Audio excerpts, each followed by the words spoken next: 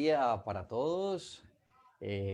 Muy contento me encuentro de poder compartir con ustedes en esta mañana de domingo para compartir una reflexión bíblica. Muchísimas gracias a todos por la oportunidad de estar acá reunidos y gracias a Dios que nos permite disponer de este tiempo en el cual podemos alabar a Dios, escuchar unas alabanzas. Anhelamos el día en que podamos volver a alabar juntos a Dios y tomar la cena como lo acabamos de hacer, poder compartir de la cena del Señor, así sea virtualmente.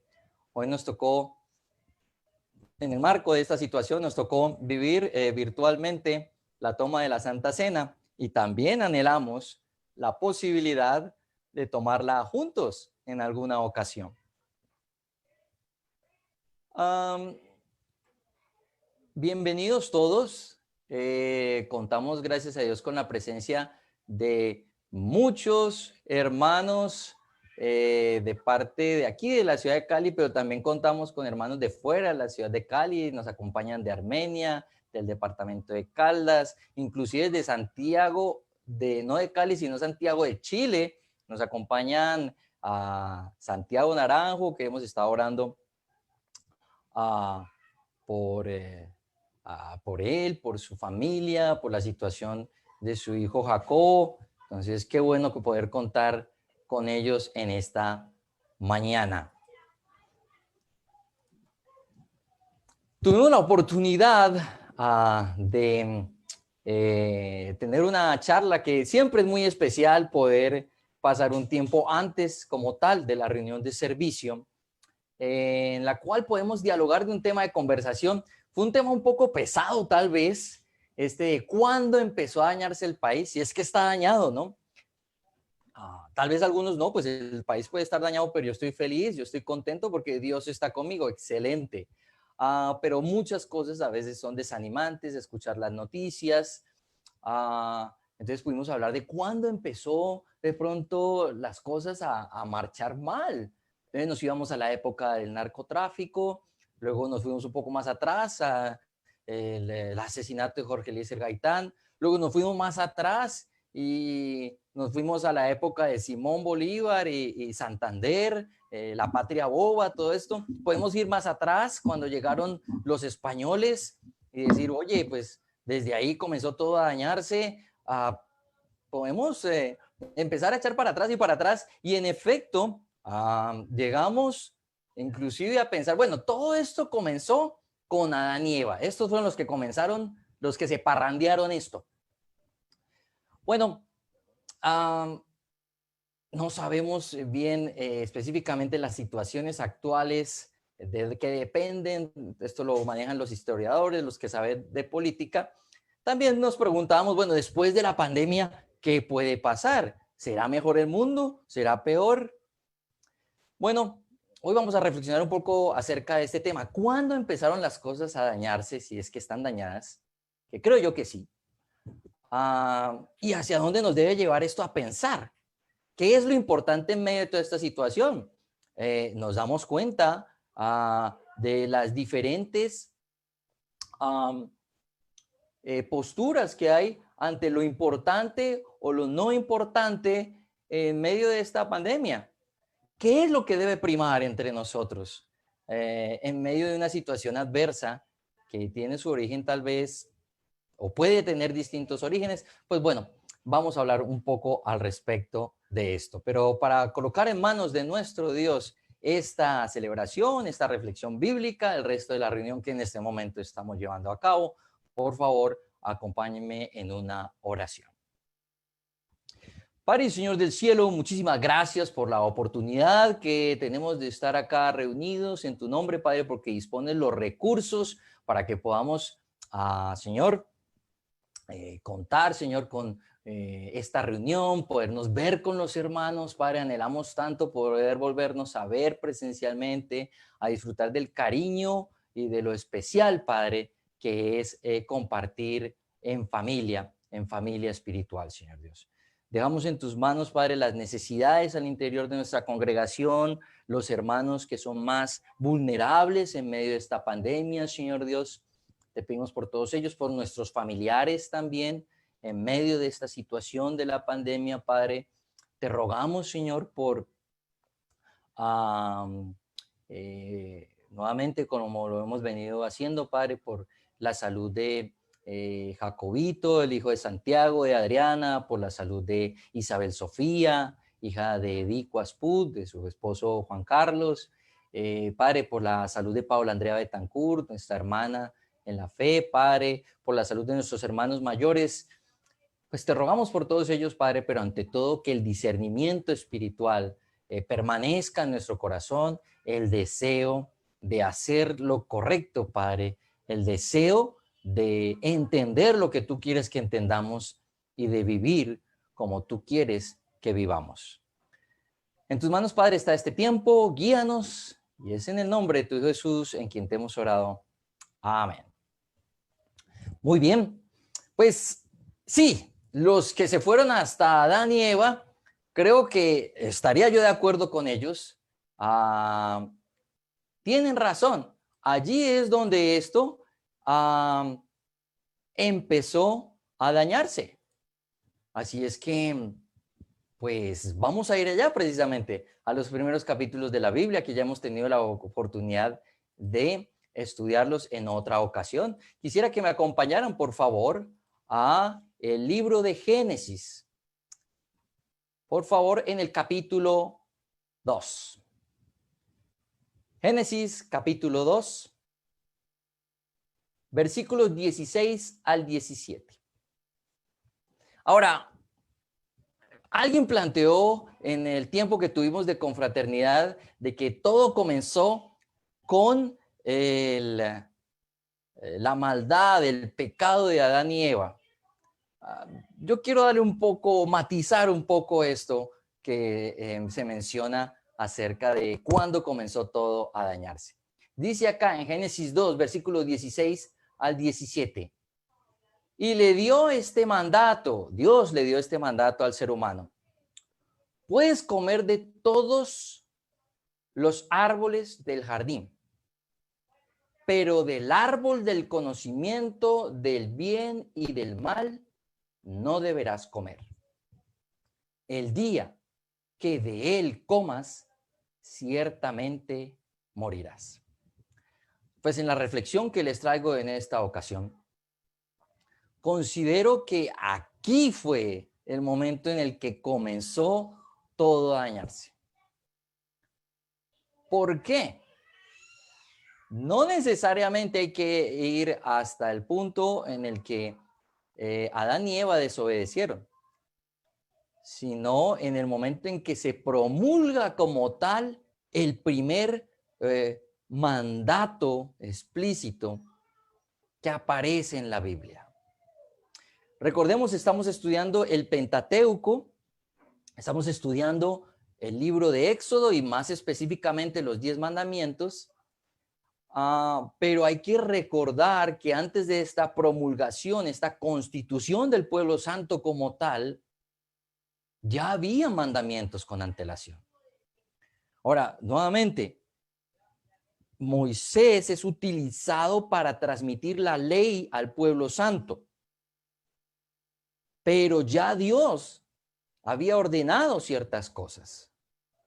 Se relatan en los capítulos anteriores, tanto de Éxodo como de Génesis, que Dios ya había dado ciertos mandatos antes de promulgar los 10 mandamientos. Por ejemplo, si nos damos cuenta, allí desde el capítulo 12 prácticamente del libro de Éxodo, Dios está promulgando las leyes concernientes a la Pascua. Esto antes de constituir como tal al pueblo santo a través de los 10 mandamientos. Nuevamente hablábamos de los 10 mandamientos como la constitución, los mandamientos básicos del pueblo santo. Pero ya había mandatos como estos de la Pascua y como este manifestado aquí en Génesis 2. Ya había un mandato en el cual se le decía a los seres humanos, miren, no coman del árbol del conocimiento del bien y del mal. Pero ¿por qué es acá donde todo comienza a dañarse? Eso lo conecto con el espíritu de otra escritura que está en Romanos, en el capítulo 7. Romanos, capítulo 7, versículo 7. Romanos es un libro, una carta en donde, bueno, como toda la Biblia, pero en especial Romanos tiene una gran riqueza acerca de toda la argumentación del apóstol Pablo acerca de la doctrina que él transmitía. Entonces es un libro muy interesante de estudiar. También pues hay que tener cuidado de cómo lo interpretamos. Pero mira lo que dice aquí en Romanos 7, versículo 7. ¿Qué concluiremos? ¿Que la ley es pecado? De ninguna manera. O sea, la ley no es mala. La ley no es pecado. Dios no hace algo que sea pecado. Pero fíjate, la reflexión, la argumentación es interesante y a veces un poco difícil de seguirle la argumentación a Pablo. Pero mira lo que dice, de ninguna manera. Sin embargo, si no fuera por la ley, no me habría dado cuenta de lo que es pecado. Por ejemplo, nunca habría sabido yo lo que es codiciar si la ley no hubiera dicho, no codicies. Es interesante. Es como le pasa a los niños. Uno le dice a un niño, niño, no se meta allá, no abra esa puerta, por ningún motivo se meta allí. De pronto el niño nunca había visto la puerta, no sabía que existía. Pero se presenta el mandato y surge de una vez el deseo de hacer lo contrario al mandato. ¿Es mal el mandato? No, claro que no. Pero sin embargo, el mandato instruye acerca de lo que no se debe hacer, o sea, me da noticia de aquello que no debiera yo hacer. Y surge la pregunta, ¿y por qué no debiera yo hacerlo?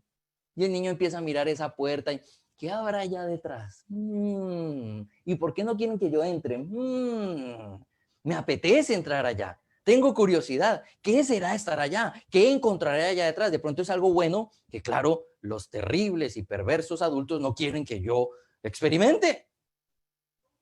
Muchas veces es así. Entonces, con el surgimiento del mandato, surge el deseo de hacer lo contrario a él. Y mira cómo sigue la argumentación aquí de Pablo en el versículo 8. Pero el pecado, aprovechando la oportunidad que le proporcionó el mandamiento, despertó en mí toda clase de codicia, porque aparte de la ley, el pecado está muerto. Claro, si no hay reglas, si no hay leyes, no hay pecado. ¿Eso es bueno? No necesariamente. Y de pronto de eso podríamos analizar un poco más. Pero sin la ley no hay pecado. Sin mandato no hay quebrantamiento del mandato. Pero surge el mandato y a la par con el surgimiento del mandato surge la posibilidad de pecar. Y así pasó con Adán y Eva. Ellos tal vez veían los árboles todos como igualitos, pero Dios les dice, mira, de este específico no comas.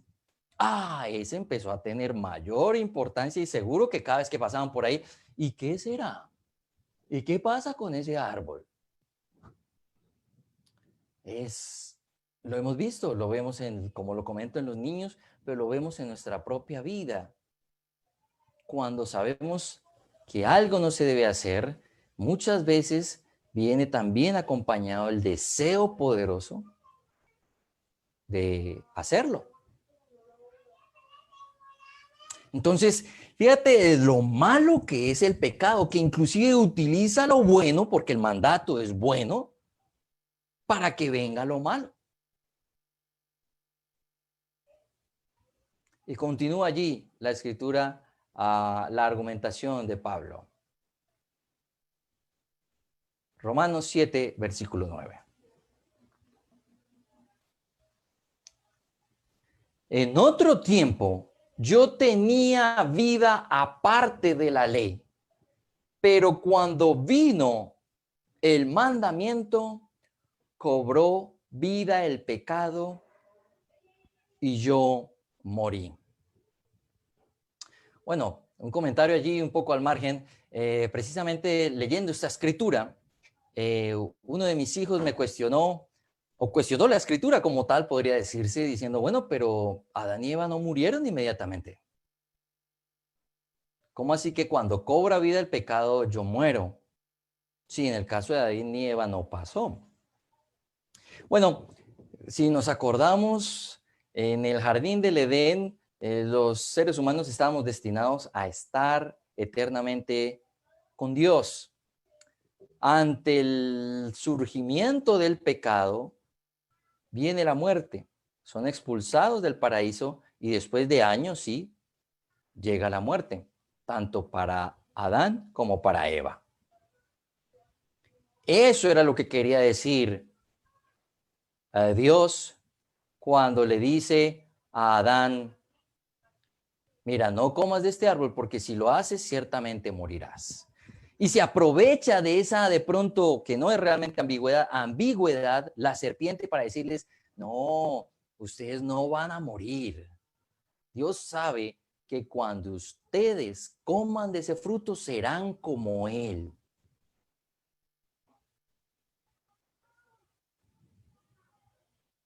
Y en cierta medida, o sea, aquí la serpiente engaña, utiliza medias verdades y medias mentiras para confundir todo. Es cierto, ellos al conocer el bien y el mal, pues conocerían moralmente la realidad del mundo, de la cual estaban apartados sin ese conocimiento.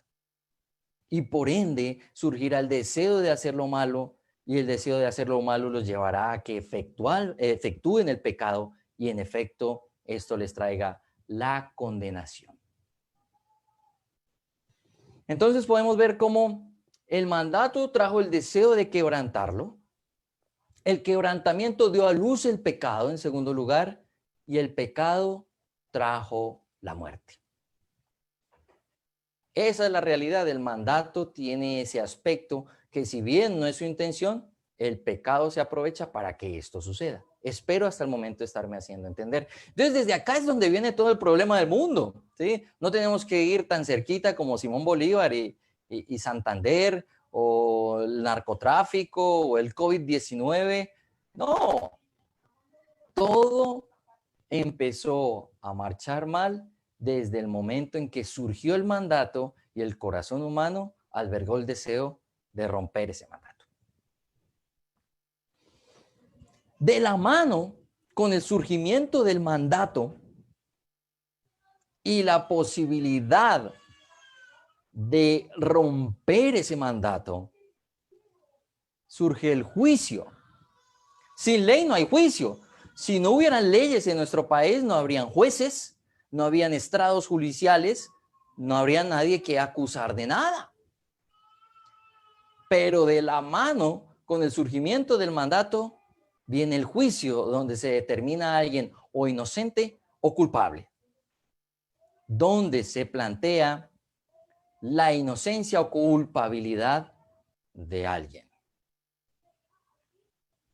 Inicialmente, el único que podía llevar a cabo ese juicio era Dios. Es más, Él es el que ejerce en definitiva el juicio sobre Adán y Eva. Pero precisamente con el surgimiento del pueblo santo, Dios empieza a delegar esa justicia en ellos. Por eso los instruye en sus mandamientos. Por eso los constituye como un pueblo que tenga una ley ajustada a lo que Él quiere, no a la idolatría o a la imaginación de las personas como sucedía en los otros pueblos. Dios le permite a un pueblo tener la ley que Él ha confeccionado de alguna manera, les permite entender las cosas como Él las entiende, pensar como Él piensa. A través del surgimiento del mandato es que podemos, sí, parecernos a Dios en la medida en que sabemos qué es lo correcto y qué es lo incorrecto. Este es el momento en el que se constituye al pueblo a través de los 10 mandamientos. Es la oportunidad de aprender a legislar como Dios legisla. Pero surge precisamente esta ocasión de que al conocer la ley, la rompamos. Pero Dios permite que la gente, los seres humanos, administremos la justicia. Entonces allí surgen los tribunales humanos que van a desprenderse de toda esta ley que Dios está promulgando. Recordemos cuando estudiamos el honrar a padre y madre a la luz del Salmo 127, que se hablaba de que el padre de muchos hijos que fueran buenos hijos tendría con qué defenderse cuando estuviera a las puertas de la ciudad. Las puertas de la ciudad eran los sitios como los estrados judiciales de la antigüedad, donde se trataban los temas importantes y en donde las personas iban a acusar a otras o a defenderse. Entonces, como Dios sabe que esto es así, como Dios sabe la importancia de la acusación en medio de un pueblo que tiene su ley, es que surge el 9º mandamiento. Es este el momento en el que surge este 9º mandamiento. Y lo vemos acá, Éxodo capítulo 20, versículo 16. No des falso testimonio en contra de tu prójimo. Y como les comenté el domingo pasado, hoy con el favor de Dios finalizamos este ciclo de los 10 mandamientos. La vez pasada analizamos el 8º y el 10º mandamiento. Hoy terminamos con el 9º mandamiento. Es interesante que terminemos no por el 10º, sino por el 9, por esto. Porque este mandamiento nos está hablando de la posibilidad de ser acusados. En esa época, ya cuando Dios va delegando esta función de ejercer justicia en los seres humanos, pues surgen las acusaciones ante los estrados judiciales.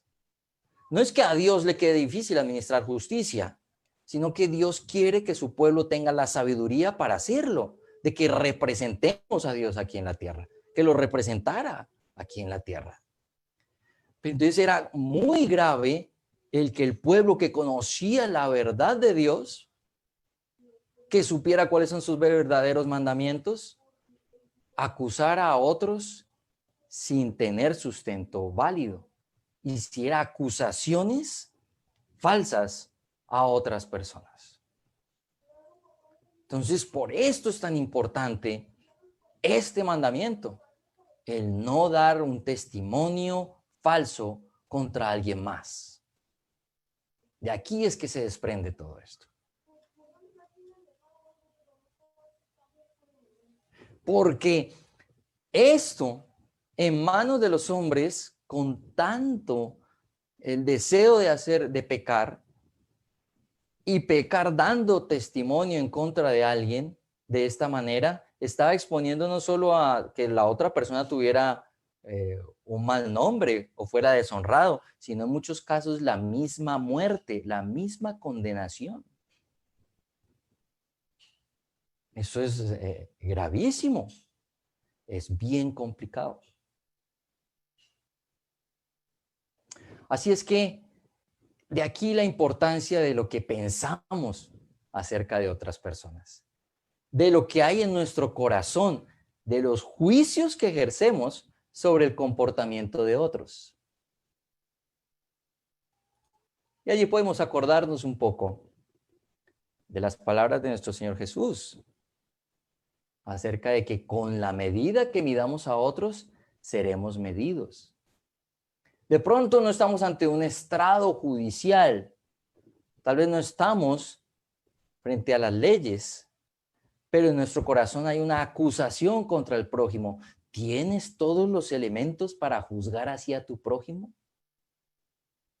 Es algo bien delicado, porque en tu corazón hay un testimonio en contra de él. ¿Estás seguro de que ese testimonio es como tú estás pensando que es? Yo creo que cuando tuviéramos esto mucho más en mente, tendríamos mucho cuidado no solo de cómo hablamos acerca de otros, sino de qué pensamos acerca de esas personas. Este mandamiento nos anima a guardarnos muy bien de lo que tenemos en contra de los demás. Y es muy relevante en esta segunda parte de los 10 mandamientos, que es la parte referente al prójimo, porque a la larga es lo que más abunda. Tal vez, y gracias a Dios, en nuestra comunidad no hay casos de asesinatos entre hermanos, y gracias a Dios que así es, y ojalá así siga para siempre. No hay muchos casos, tal vez, de inmoralidad, de adulterio, tal vez, o pues pueden haberlos, tal vez no es la mayoría, y no estoy diciendo que no sea importante si eso sucede, claro que lo es. No hay muchos casos tal vez de robos, o si han pasado, pero tal vez no todos nos estamos robando mutuamente. Pero lo que sí creo que hay bastante en nuestro corazón son las acusaciones en contra los unos de los otros. Ahora, listo. Tal vez no se está denunciando ante un estrado judicial, pero eso está en nuestro corazón. Y a la larga, ¿qué consecuencias puede tener esto? Vayamos, por favor, a la segunda carta de Corintios en el capítulo 5. Está hablando aquí a Pablo, que es muy probablemente el autor de esta carta, acerca de ese anhelo que tenemos nosotros los cristianos de estar ya en el cielo, de que suspiramos en esta tienda de campaña. Él se refiere a su propio cuerpo y a su propia vida aquí en la tierra como una tienda de campaña temporal.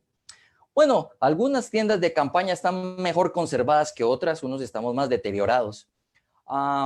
Pero aquí Pablo enfatiza que por eso tratamos de comportarnos bien, porque sabemos que esta estadía aquí en la tierra es temporal. Y mira lo que dice aquí, segunda carta a los Corintios, capítulo 5, versículo 10. Porque es necesario que todos comparezcamos ante el tribunal de Cristo, para que cada uno reciba lo que le corresponde según lo bueno o lo malo que haya hecho mientras vivió en el cuerpo. Y no es que vayan a evaluar, oye, tú sí trabajaste tu cuerpo, si fuiste al gimnasio, si hiciste ejercicio, ¿qué hiciste? No, o sea, no vamos a presentar cada uno el cuerpo, el espíritu va cargando el cuerpo y lo presenta ya, si estuvo bien administrado esto, no. Es espiritualmente tú cómo te comportaste acá. ¿Sí? ¿Qué hiciste acá de bueno y de malo? Todos estaremos ante el tribunal celestial a dar cuentas. Estos 10 mandamientos están colocando la base sobre los cuales seremos juzgados.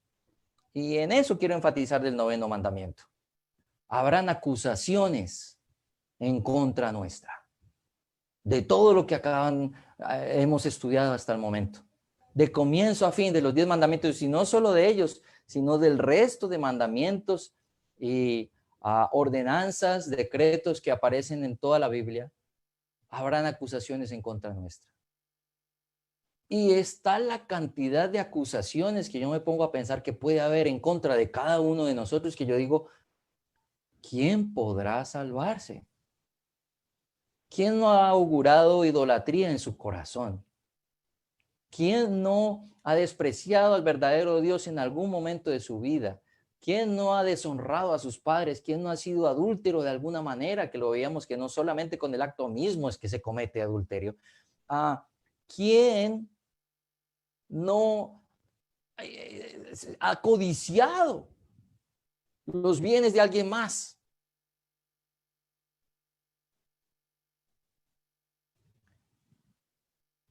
¿Quién? Ahora, entonces, ¿es malo el mandamiento? ¿No debiera haber mandamientos para que todo estuviera bien? No, claro que no, el mandamiento es bueno, santo, puro, pero nuestro corazón carnal hace que sea el camino para el pecado. Y sumemos a todo lo que conscientemente nosotros hacemos mal, pensemos en todas las acusaciones que otros pueden tener en contra nuestra. Todo lo que podemos tener unos en contra de otros. Tal vez ese es el peso que está sobre los hombros de todos y cada uno de los que hemos estado estudiando esto de los 10 mandamientos. ¿Y qué tal si estudiáramos los, creo que casi más de 600 mandamientos que aparecen en el resto de la ley del Antiguo Testamento? No, ya, mejor dicho, apague y vámonos, como dicen por allí. Entonces aquí es donde viene a jugar un papel. ¿Quién es el que nos defiende?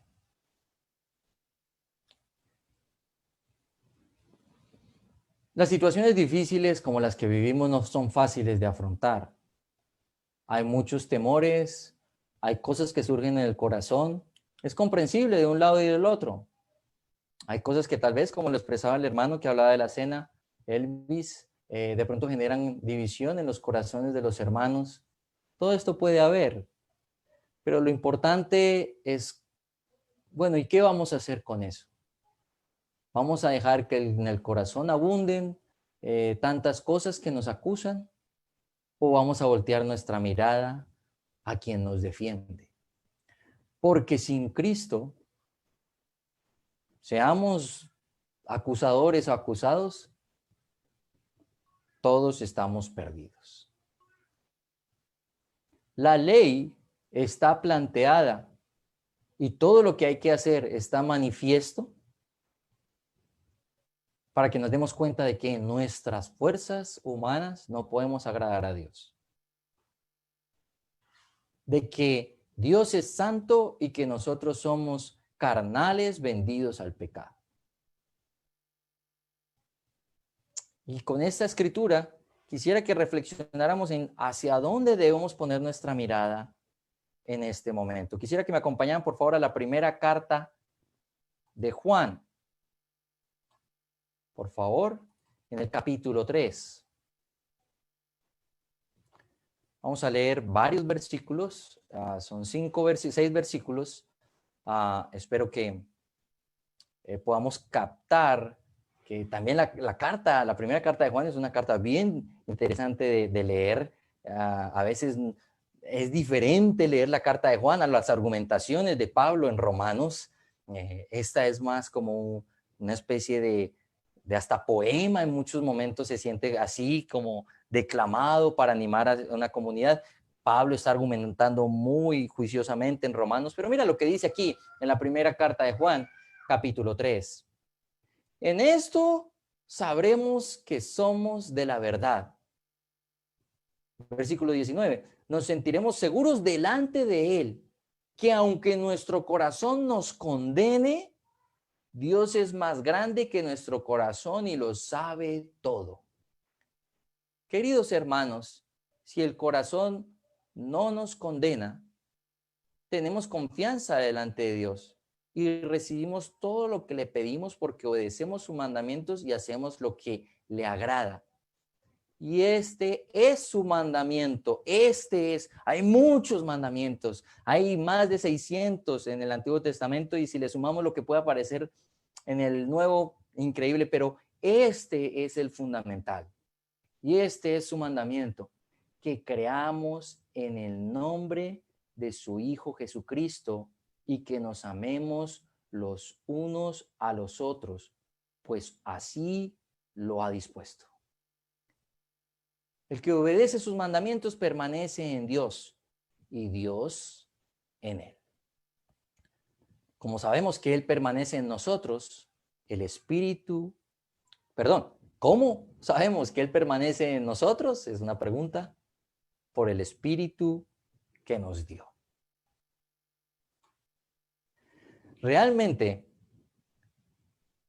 la gran conclusión que podemos sacar de todo el estudio de los mandamientos, no solo de los 10 mandamientos, sino en general de todo lo que está planteado en la Biblia, es que el único que nos salva de la condenación es Cristo. Y ese es el mandamiento principal a atender, creer en Él. Por fe en Cristo es que somos eximidos de la condenación. Es más, el mismo Juan aquí le dice, ¿sientes en tu corazón algo que te acusa? Pues Dios es más grande que tu corazón. Tu corazón no te puede condenar porque Dios tiene más poder. Y cuando está hablando del corazón, no está hablando de los músculos y de la carne y todo lo que es físico, no, de que espiritualmente tú sabes que has hecho algo mal. Pero Dios es mucho mayor que eso y Él puede borrar todo eso. ¿Para qué? O perdón, ¿cómo?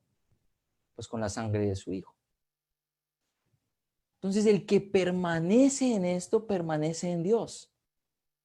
Y experimenta el amor de Dios. Y ese amor lo puede reflejar a los otros. Es la única manera en la cual podemos afrontar un mundo lleno de maldad con el poder de la gracia de Dios. Sin eso, el peso de nuestra culpa nos va a aplastar. No habrá que nos sane de todo aquello que sabemos que hicimos mal. Si ese corazón dejamos que se vuelva en nuestra mente más poderoso que el mismo Dios, vamos a terminar destruidos.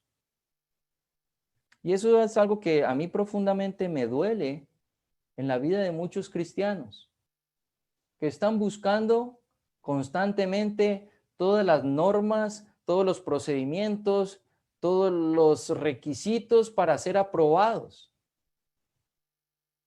Están buscando constantemente que les quite la culpa. De allí surgieron las penitencias, de allí surgieron las indulgencias y cosas así que se manejaron en el catolicismo.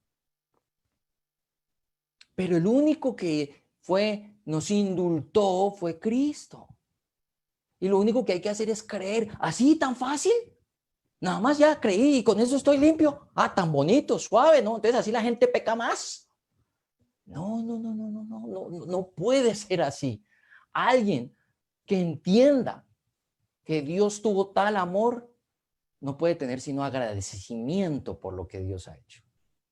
Ah, que hay gente que utiliza la gracia de Dios para darse licencias en el pecado. Ah, claro, pasa muchos de ellos, pero ellos no tienen fe. Eso no es tener fe. No puede existir una enseñanza exagerada sobre la gracia. Si te enseñan sobre la gracia y eso te lleva a pecar, entonces es que no te enseñaron sobre la gracia. Si tú crees en la gracia de Dios y eso te da licencias para pecar, es que no crees en la gracia de Dios. Y aún más en nuestra relación unos con otros, no solo entre hermanos, sino en general con la humanidad.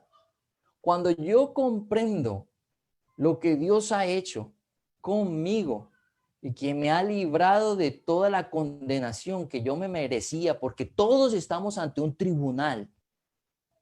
Tal vez no estamos ahorita delante de un juez dando una versión libre, pero todos estamos en este momento siendo vistos por Dios. Dios es como el ojo en el cielo.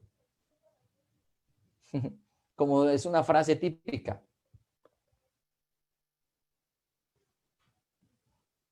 El ojo en el cielo nos ve, sabe qué estamos haciendo y en algún momento Él va a colocar eso que está viendo en un tribunal.